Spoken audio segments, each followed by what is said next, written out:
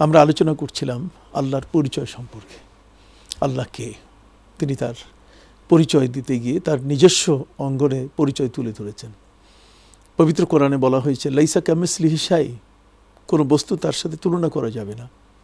অর্থাৎ আমার যেমন দুখানা হাত আছে, আমার দুখানা পা আছে, আমি হাত দিয়ে ধরি, আমি পা দিয়ে চলি, আল্লাহ মনে হয় ঠিক এই ধরনের পা এবং হাত আমার মতোই আছে, এই ধারণা করা যাবে না। কারোর সাথে আল্লাহকে কখনো তুলনা করা যাবে না। তিনি তো তার অবস্থানে, তার হাত আছে, কিন্তু সেটি কেমন এর ব্যাখ্যা দেওয়ার ক্ষমতা আমাদের নেই। তার পা আছে, তার পা কেমন, পায়ের মধ্যে 5টা আঙ্গুল আছে কিনা, না আরও বেশি আরও কম, সে বিষয় নিয়ে আমাদের ব্যাখ্যা দেওয়ার কোনো সুযোগ নেই। হ্যাঁ, তবে পবিত্র কোরআন মজিদে আল্লাহ সুবহানাহু ওয়া তাআলা বলেছেন ইয়াদুল্লাহি ফাওকা আইদিহিম, তাদের হাতের উপরে আল্লাহর হাত রয়েছে। এখানে আয়াতের মধ্যে আল্লাহর হাতের কথা বলা হয়েছে।